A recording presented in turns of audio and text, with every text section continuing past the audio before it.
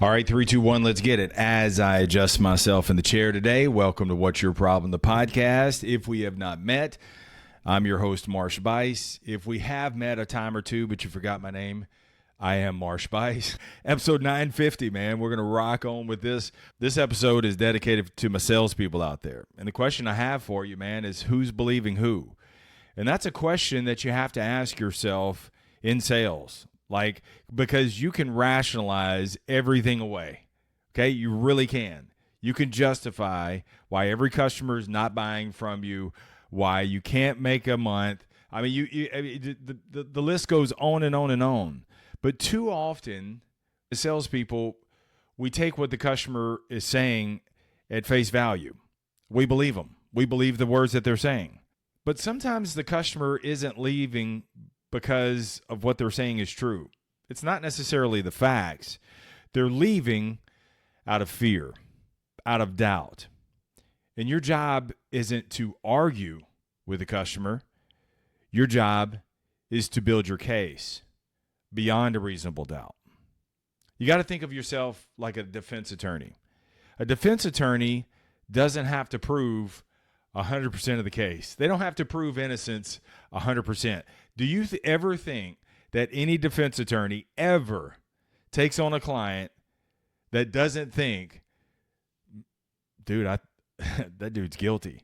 It's not their job to provide guilt. They take on the case because they see there's some evidence that can be argued with, and they present the argument in front of the court. All a defense attorney has to do is raise a reasonable doubt.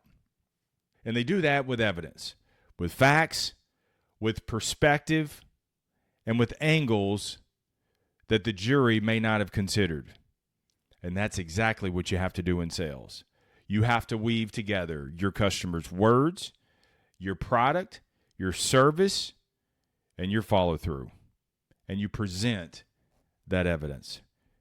Basically, you got to build a case that makes staying with you the most logical choice, the smarter choice. Now, sometimes when you're working with customers, your job, you have to provide clarity. And the clarity comes from helping the customer see the long-term value of what you have to offer. Other times, your job as a salesperson is to provide confusion. Yes, you need to confuse your customer. And I'm not saying confusion in the trickery, it's confusion in their logic. You're shaking up their assumption that them leaving, looking at other alternatives, you're dispelling that. You're providing confusion to that, saying, wait a minute, I was kind of sure that I need to leave, but I'm not so sure now. You got to put a little salt in the game. And it's not bashing someone else. It's providing confusion in the sense that this is the logic that they had, but you know what? You didn't consider other options. Here's your other options. Here's the service I provide. Here's the long-term value that right now you're just looking at a purchase. But we got to talk about ownership, and that's the long-term value that you provide. But this takes persistence, and this is what most salespeople lack. You have to push yourself to be persistent with the customer. Persistence means that you stay mentally engaged, physically engaged, emotionally engaged the whole time with your customers. Bro, you're hanging on to every word that they're saying, their thoughts, their body language, so that way you can steer the direction of your next step. So many salespeople, when they feel like they don't have anything, they pull up. They mentally and they physically disengage. You can see it all on their faces. I mean, I can walk by and they're talking to the customer, and the customer's sitting there telling them, all right, well, we need to leave. We're going to go shop around. And the salesperson's like, because they're so focused on the result instead of staying mentally, physically, and emotionally engaged to every word. Because, see, you're missing out on all these opportunities that the customer is not only saying with their mouth, but also saying with their eyes, with their body language. And so if you will push yourself to stay persistent with the customer, you're staying with them, you're guiding them in the right direction, you're listening for places of fear, of doubt, of uncertainty. Sometimes the no they're saying is a K-N-O-W. It's not the no that you're hearing. And so you're guiding that with persistence. You're staying engaged because you are deeply convicted that you have the best possible product and service, and no one can beat you at that. You got to be convicted of that. You got to figure out how to keep the ball balanced. Like, that's the image that I have at all times when I'm working with customers. How can I keep the ball bouncing? How can I stay engaged? Where can I go with this? What can I offer? And steer that conversation where it needs to go. Got to think of yourself like my friend Catherine Brown says in her book, How Good Humans Sell. You got to think of yourself as a tour guide. And I will even go further than this. I will tell you something controversial. You don't even have to believe the words that you're actually saying, especially in the beginning. Don't turn me off. Let me unpack this. You don't. Because sometimes, think about it when you're new in sales. You haven't built a body of evidence. You don't have a belief system earned yet. That belief system has to be earned. So sometimes the words I may tell you to go say, you're like, logically, from my vantage point, because I was a customer 2 hours before I got the job, that I don't think that's going to work. It's not for you to determine whether you're not the judge. All I need you to do is I need you to state the evidence. These are the things that I'm hearing. This is what you came back and told me. This is what I need you to go back and say. And with conviction, you just lay those words on the line. And we'll steer it where it needs to go from there, based on what they're saying with their mouth and what they're saying with their body language. I got you.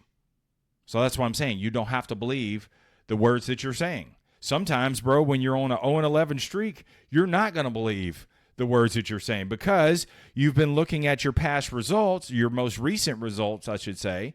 And so you're thinking, here we go again. No, just state the evidence.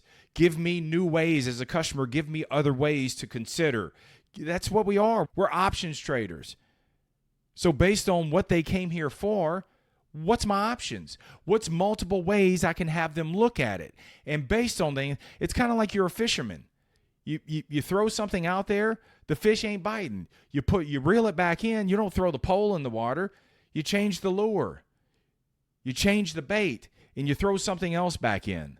Sometimes just one word can say something, and all of a sudden, out of thin air, something gets said or revealed, and you're like, boom, here we go. Because your job is to get the conversation out of their head and onto the table, so that way you can address it. Because they have a whole nother conversation going on. So let me ask you this. Who's believing who?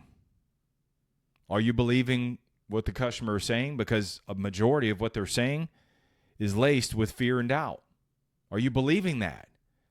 Or can you break that fear and doubt, that uncertainty, can you break it apart? Are you like every other salesperson and like, oh, I ain't got nothing. I'm out of here. Let me send you a brochure. I'll follow up with you. No. Stay with the customer. They need your help. They're not going to tell you, hey, help me. But that's what they're saying.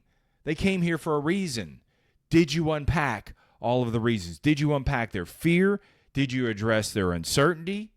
Do you believe in your product and your service? Bro, are you a good person?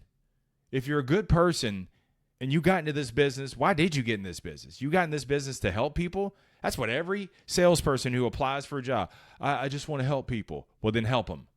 And you will not help them if you let them leave. And you have not addressed their concerns, their fears, their uncertainties, their regrets from the past. If you haven't helped them with that, bro, you haven't done your job. Your job, plain and simple, is to present the evidence and raise a reasonable doubt in an alternative. This requires that you keep the ball bouncing. This requires that you got to stay engaged. This takes a lot of mental resources. This takes a lot of emotional maturity. Stay in there. The more you do this, the better that you're going to get. Just think in your head, okay, how can I keep this ball bouncing? How can I keep this thing alive? All right? So based on your most recent results right now, who's believing who? So if you're not doing so good, you got to check yourself. Who's believing who? But also I will add this. If you're doing good, complacency is just sitting on the back of your neck. You are the second coming, and you think you can't do no wrong. And what happens is you lose your persistence because things are going so good. You start believing your own bullshit, and you become the judge. and you say, oh, I ain't got nothing. They ain't ready. They not worth my time. Before you know it, your well is dried up. Press yourself. Who's believing who? Don't believe everything at face value. What's the customer saying? Out of their mouth, what are they implying? Why are they here? And what service can I provide? How can I help? All right? Let me know if I can help you. Remember, keep it simple. Keep it moving. Never settle. Stay tough. And you can believe that. Peace.